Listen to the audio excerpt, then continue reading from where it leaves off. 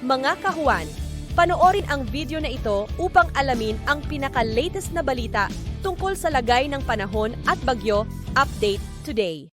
So unahin po muna natin na nating latest na satellite image. So currently ay patuloy pa rin po nating binabantayan itong si dating bagyong Pipito na nasa labas na po ng ating Philippine Area of Responsibility at wala na po itong direktang epekto sa anong bahagi ng ating bansa. Papansin din po natin na patuloy din po itong humihina at maaaring malusaw po yan sa mga susunod na araw. So main focus po muna natin yung mga weather systems na nakaka-apekto sa iba't ibang bahagi po ng ating bansa. Unang-una po itong northeast monsoon o hanging amihan na currently ay nakaka-apekto po sa may bandang extreme northern Luzon.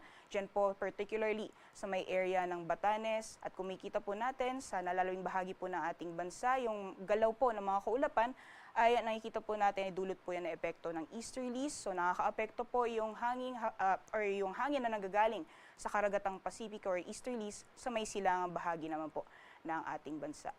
Kung makikita din po natin dito sa ating latest sa satellite image, meron po tayong linya ng mga kaulapan na nakaka-apekto naman po sa may bandang extreme northern Luzon. So yan po yung pagsasalubong nitong northeast monsoon, pati na rin ng easterlies. Yan po yung shear line at possible po na magdudulot din po yan ng mga pag-ulan sa may bandang extreme northern Luzon ngayong araw. So based po sa ating latest satellite image, makikita po natin na maalinis po yung area po ng Luzon, pati na rin Kabisayaan. Areas po ng extreme northern Luzon, posible pong makakaranas ng mga pag-ulan, dulot po ng epekto nitong northeast monsoon, pati na rin ng shear line. At kung makikita po natin, may mga kumpul din po tayo ng mga kaulapan dito sa may area ng Palawan.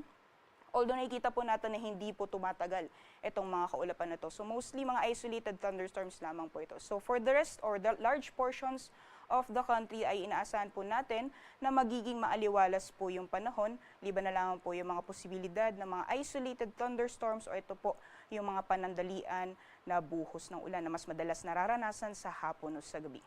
Kung makikita din po natin, dahil hindi na po nakaka-apekto itong si Bagyong Pipito sa anong bahagi ng ating bansa, besides po dito kay dating Bagyong Pipito ay wala na po tayong minomonitor na low pressure area o bagyo sa loob at labas ng ating Philippine Area of Responsibility.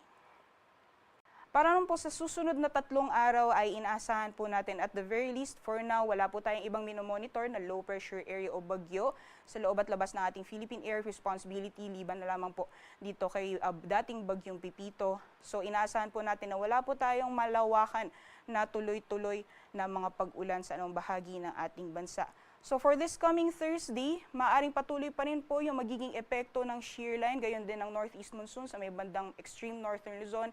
And for the rest of the country naman po, mostly mga isolated rain showers or thunderstorms pa rin ang mararanasan. So ito po yung mga biglaan at panandaliang buhos ng ulan na mas madalas nararanasan sa hapon o sa gabi.